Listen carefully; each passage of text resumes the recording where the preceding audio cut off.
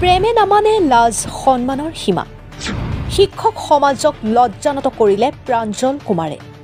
নিজৰে ছাত্ৰীক লৈ গ'ল পলুৱাই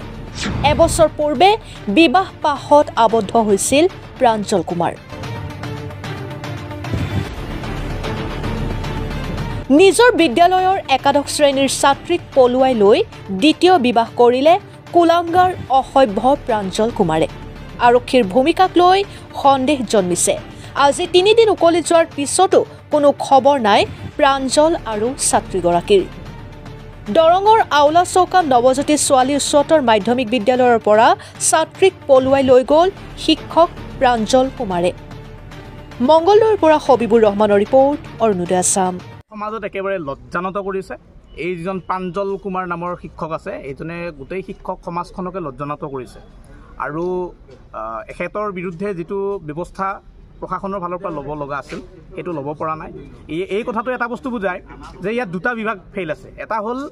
মাননীয় মুখ্যমন্ত্ৰীৰ গৃহ বিভাগ সেইটো সম্পূৰ্ণৰূপে ফেইল হৈছে আজি 3 দিন উকলি গ'ল না প্ৰাঞ্জল কুমাৰৰ কিবা খবৰ আছে না ছোৱালীজনীৰ কিবা খবৰ আছে কোনো ধৰণৰ খবৰ আৰক্ষীয়ে দিব পৰা নাই গতিকে ইয়াত গৃহ বিভাগৰ ফেইলাৰনেছ আছে আৰু শিক্ষা বিভাগৰ একেবাৰে ইয়াত গুৰুত্ব নাই ইতিমধ্যে আমি শিক্ষকসকলৰ লগত আলোচনা কৰিলোঁ দৰং জিলাৰ যিগৰাকী স্কুল পৰিদৰ্শক আছে এই স্কুল পৰিদৰ্শকৰ এতিয়ালৈকে কোনো ধৰণৰ গুৰুত্বই নাই তেওঁক বাৰে বাৰে শিক্ষকে এই সম্পৰ্কত কৈছে যিজন শিক্ষকে এই কামটো কৰিলে তেখেতৰ ওপৰত বিভাগীয়ভাৱে এটা তদন্ত দিব লগা আছিল আৰু তদন্তৰ সময়ত তেখেতক নিলম্বন কৰি ৰাখিব লগা আছিল এই সম্পৰ্কত কোনো ধৰণৰ আলোচনা নাই যিগৰাকী দৰঙত শিক্ষা এই স্কুল ইন্সপেক্টৰ হিচাপে ৰাখিছে তেখেতে সঘনে এটা অজুহাত দিয়ে যে তেখেতৰ গাড়ী নাই গাড়ী নোহোৱা মানুহ এজনক কি কাৰণত আইএছ বনাই ৰাখিছে চৰকাৰে সেইটো আমি ভাবিব পৰা নাই এইটো চৰকাৰৰ এটা ডাঙৰ ফেইলাৰ গাড়ী থকা মানুহক ৰাখিব লাগে ৰাইজৰ পইচাৰে তেওঁলোকক দৰমহা দিছে ৰাইজে ছাৰ্ভিচ বিচাৰে যিটো ছাৰ্ভিচ তেওঁলোকৰ পৰা এক্সপেক্টেড আছিল সেই ছাৰ্ভিচটো তেওঁলোকে দিব পৰা নাই আমি বিচাৰোঁ আমি ৰাইজৰ ফালৰ পৰা আহিছোঁ শিক্ষক সমাজো ইয়াত একগোট হৈছে স্পষ্টভাৱে এটা দাবী উত্থাপন কৰিছে যে প্ৰাঞ্জল কুমাৰক অতি শীঘ্ৰে গ্ৰেপ্তাৰ কৰি আইনৰ গণ্ডিত নিব লাগে আৰু উচিত যি শাস্তি আছে সেই শাস্তি প্ৰাঞ্জল কুমাৰক দিব লাগে বিবাহিত বুলি শুনিলোঁ সেইটো বহুত ডাঙৰ এটা লাজৰ বিষয় মাননীয় মুখ্যমন্ত্ৰী ডাঙৰীয়াই বাৰে বাৰে তেখেতে বহু বিবাহৰ বিৰুদ্ধে কয় আৰু এটা বিশেষ সম্পাদক বাৰে বাৰে তেওঁ তাৎসিল্য কৰে এতিয়া তেওঁ কাক তাৎসিল্য কৰিব সেইটো মুখ্যমন্ত্ৰী নিজে ভাবিব লাগে এতিয়া আমি সেই কথাটোকে চাই আছোঁ যে মাননীয় মুখ্যমন্ত্ৰী ডাঙৰীয়াই বহু সময়ত বহু বিবাহ বাল্য বিবাহ এইবিলাকৰ বিৰুদ্ধে তেখেতে কয় আৰু বিভিন্ন ধৰণৰ কথাত তেওঁ অভিযান এটা আৰম্ভ কৰি দিয়ে আজি শিক্ষক সমাজক সম্পূৰ্ণৰূপে লজ্জানত কৰি প্ৰাঞ্জল কুমাৰে যেটো কাম কৰিলে এয়া কেৱল ধিক্কাৰযোগ্য নহয় প্ৰাঞ্জল কুমাৰৰ বিৰুদ্ধে এটা ডাঙৰ শাস্তিমূলক ব্যৱস্থা হ'ব লাগে কিন্তু সেইটো আমি হোৱা দেখা নাই গতিকে যদি প্ৰাঞ্জল কুমাৰ এৰেষ্ট নহয় প্ৰাঞ্জল কুমাৰক 24 ঘণ্টাৰ ভিতৰত আৰক্ষীয়ে গ্ৰেপ্তাৰ কৰিব নোৱাৰে তেতিয়াহ'লে আমি বুজি ল'ম যে মাননীয় মুখ্যমন্ত্ৰী হিমন্ত বিশ্ব শৰ্মাৰ শাসনকালত কেৱল এটা পক্ষইহে ন্যায় পায় তেখেত যে সম্পূৰ্ণৰূপে পক্ষপাতিত্বমূলক আচৰণ কৰে সেই কথাটো ইয়াত স্পষ্ট হৈ উঠিব গতিকে আমি আশা ৰাখিছোঁ মাননীয় মুখ্যমন্ত্ৰী যিহেতু সকলোৰে মুখ্যমন্ত্ৰী গতিকে এই বিষয়টোত তেওঁ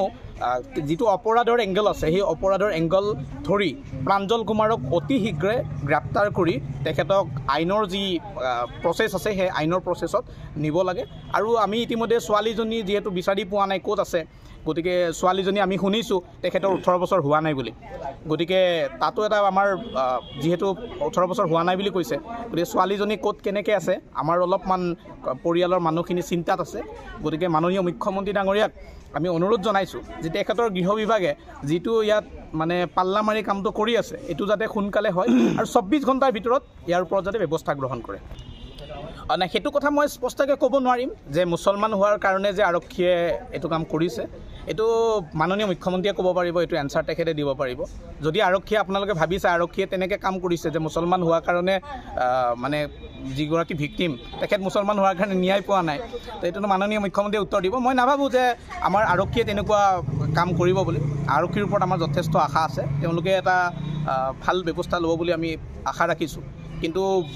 যিটো বেলেগ কথা বতৰাত যেতিয়া তাৰ উল্টা হয় তেতিয়া আমি যিটো ক্ষিপ্ৰতাৰে আৰক্ষীয়ে কাম কৰা দেখা পাওঁ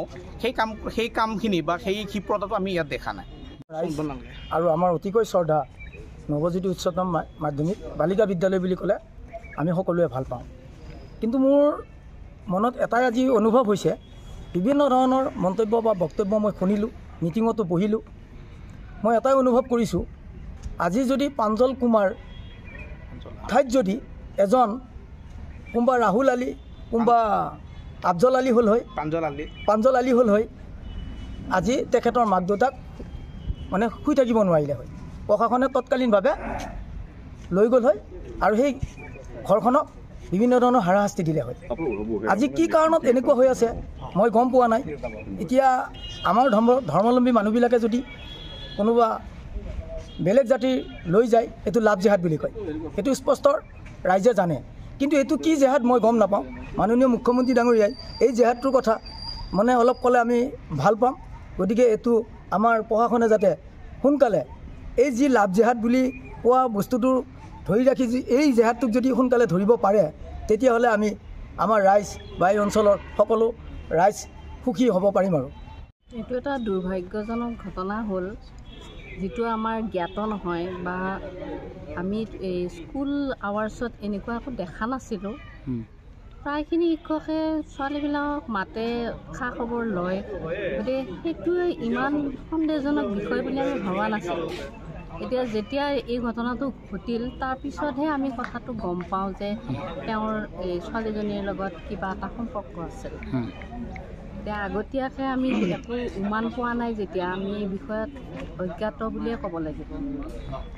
ছাত্ৰীজনীৰ নাম হ'ল মমিয়াৰা আৰু শিক্ষকজনৰ নাম হ'ল প্ৰাঞ্জল কুমাৰ। বিবাহিত, যোৱা মাৰ্চতে তেওঁৰ বিয়া হৈছে। আমি ষ্টাফ গৈছিলোঁ বিয়াত। গতিকে সেই কইনাজনীৰ কাৰণেও এইটো অতি দুৰ্ভাগ্যজনক আৰু আমাৰ স্কুলৰ কাৰণেও এইটো দুৰ্ভাগ্যজনক, কাৰণ আমি মিছামিছি এটা দাগ মানে চেকা এটা ল'ব লগা হৈছে শিক্ষকজনৰ এই কাণ্ডটোৰ কাৰণে। গতিকে এতিয়া বাকীখিনি যি তদন্ত হয় বা যেনেকৈ শাস্তি পাব লাগে সেইখিনি পোৱাটো উচিত বুলিয়ে আমি ভাবোঁ। ঠিক আছে। তেওঁৰ নাম কি আছিল? প্ৰাঞ্জল কুমাৰ। ছোৱালীজনীৰ নাম মমিয়াৰা বেগম। এই প্ৰাঞ্জল কুমাৰৰ ঘৰ ক'ত আছিল? প্ৰাঞ্জলৰ কুমাৰ ঘৰৰ ঘোঁৰাবান্ধাত। হয়। গাঁওখন চুবুৰীটোৰ নাম মই নাজানো, কিন্তু ঘোঁৰাবান্ধাত আমি গৈছিলোঁ। ঠিক আছে।